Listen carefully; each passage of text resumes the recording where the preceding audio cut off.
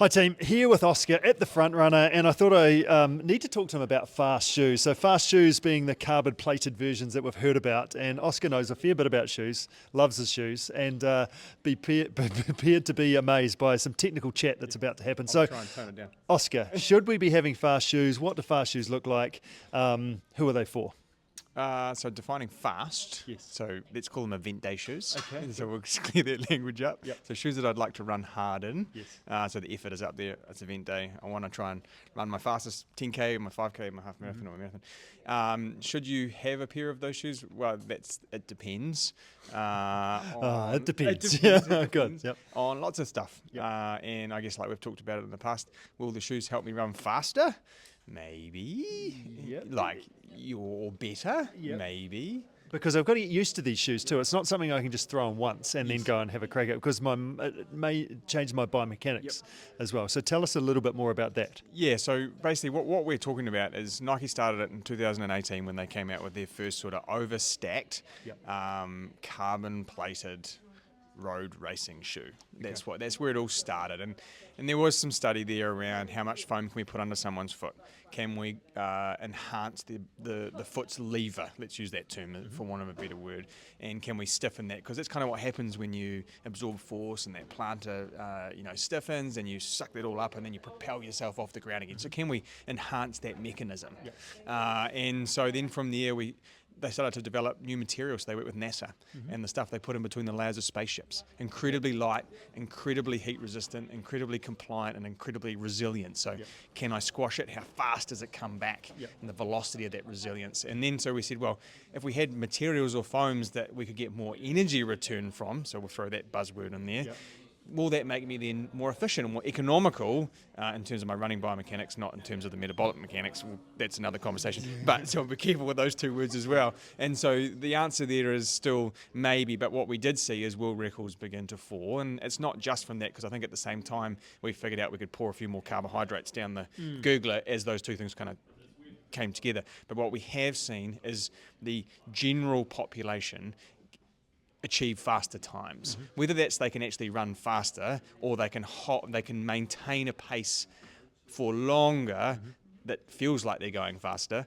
They're not quite the same, but we are seeing that these shoes, we can do more, we're not beaten up as much, we can hold a higher aerobic tempo for a longer time because they do make us more efficient. It's making me more efficient. So it's not necessarily making me faster, but it might be making me more efficient over a certain distance.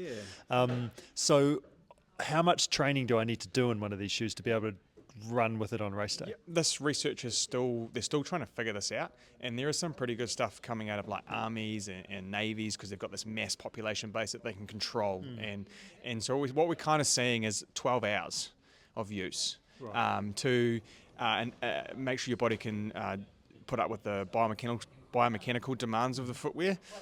Is my foot going to agree with them? Is my body going to agree with them? Are the different points of my body strong enough to cope with where I'm shifting the load? Where traditional racing shoes, as you and I remember, are these little tiny skinny 120 gram EVA, and your calves and Achilles are screaming at you at the end of running a marathon. Now, because we've got these sort of huge geometry rocked, super stacked, spongy, however many other superlatives I want to throw in there, shows that biomechanical demand has shifted up the food chain towards that proximal hamstring and hip. Also knee, proximal hamstring, hip. And so it's not necessarily an area that we've targeted to strengthen before, or have we? And so we can look at the footwear as strengthening devices, but we need to use them in appropriate amounts of loads to get that adaptive stress, rather than just overload and injure ourselves. Yeah. Right. So these shoes aren't for every day of the week. No, please. But you want us to do 12 hours of training in the before race day. So how much training are these good for? How much running are these shoes good for? Because they're expensive. That's a good question. That's why I've got two shoes here. So I'm going to pick on Saucony for this example. And what we see in their Endorphin Speed and then their Endorphin Pro is this beaded PIBA midsole. Now, the way they make this is it's highly resilient to compression and lasts exponentially longer than other forms of foam. And so if you are making your way, let's call it a gateway shoe, into that racing product, say the Endorphin Speed with this sort of beaded PIBA foam, you're getting good mileage out of this. You're getting 700k. Okay. And rather than this Endorphin Elite, which is the HG, the high grade foam, Yeah. it does not have the beaded, therefore it doesn't have the extra layer of resin wrapping the beads. Yeah. Not going to last as long. 250, 300.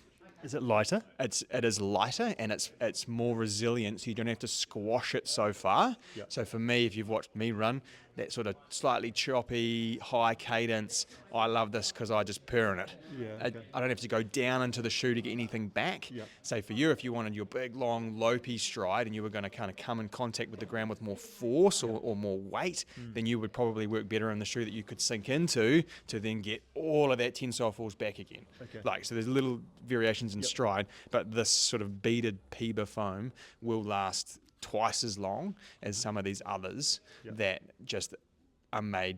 Yeah, they're more resilient, but not as compliant. Anyway, Yeah, okay. yeah. Do these have carbon foot plates, carbons in them, or are they Yeah. not so much these days? What's happening there? The research now, there's some really cool stuff around, do we want a full stiff carbon plate? So that's question one.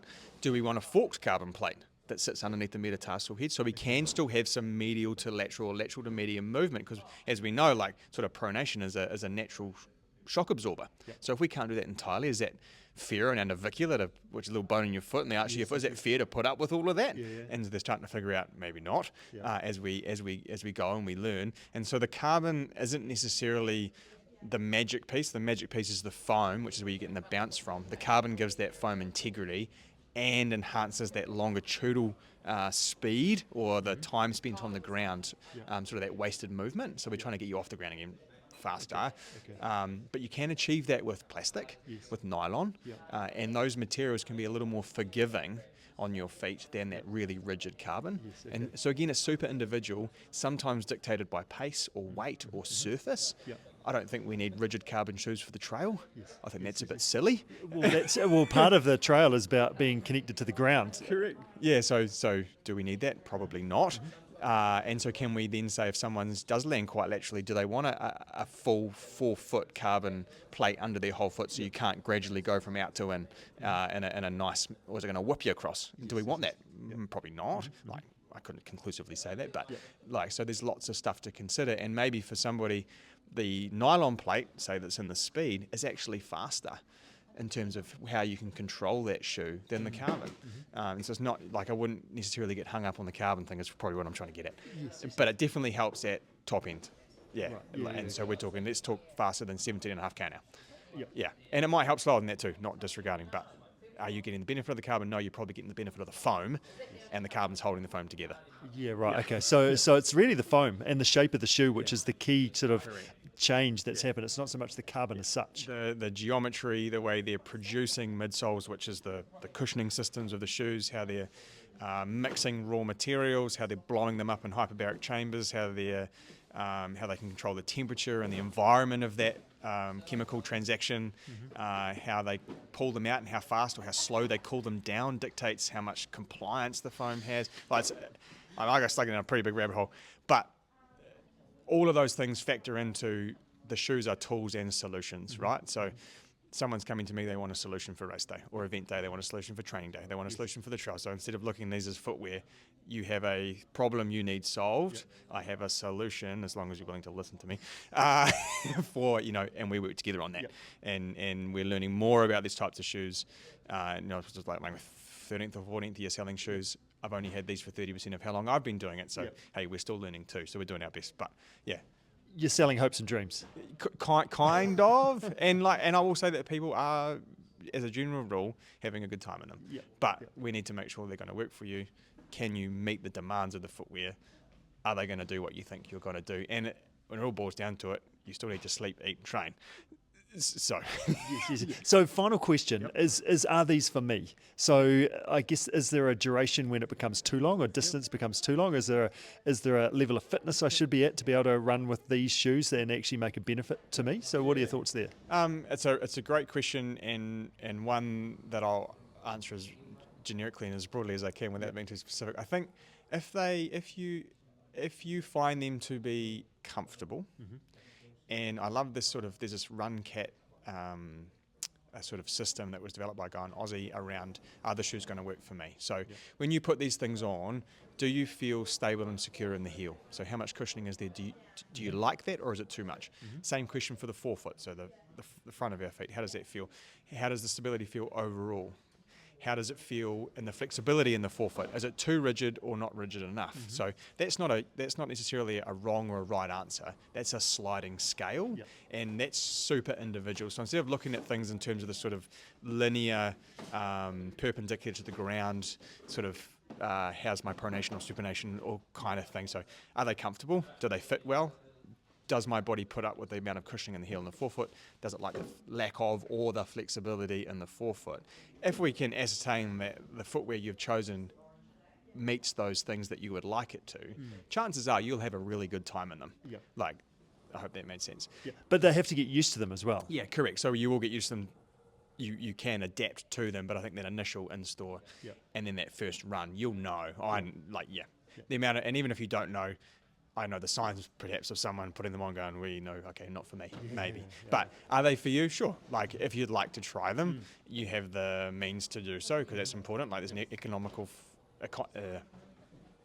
Cost side of things. Cost side of things. So hey, they're expensive, right? So if you can do that and you want to give them a go, that's fine.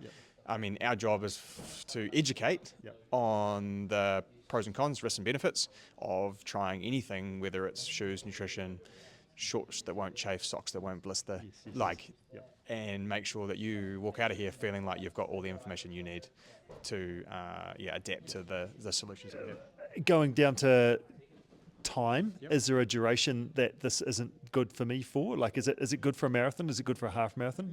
What's the story there? And so again, comes back to solutions. Brands have 2 or 3 in this category now. They're saying this is a 5K shoe, this is a half marathon shoe, this is a marathon shoe. If we grab this New Balance one off the wall here, I think that's a fantastic 3 to 4 hour marathon shoe for someone. Okay. Like why not? It's quite stable for what it is in terms of how wide the base is, the material is forgiving, and it's got pretty good volume. So as a solution, if you meet the biomechanical demands of all the bits it's asking of you, sure, you want to run your 4 hour marathon and it feels better than your 1080, 880, Kayano, whatever you've been wearing for your training shoe. I mean, the only thing we know for sure is less weight means better times. Like 100 grams for 1%. So bugger it, if you were in a 400 gram training shoe and we can put you in a 200 gram racing shoe that's not going to nail you, well, that's 2%. Happy days, I'll take that. Good.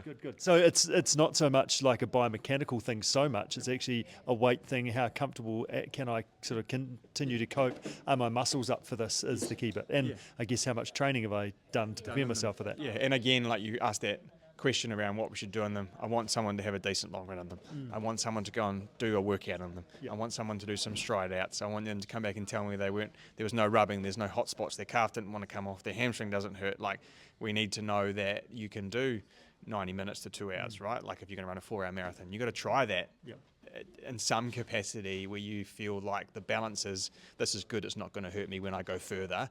And so even for me in my marathon training, I want to take them to an hour and a half.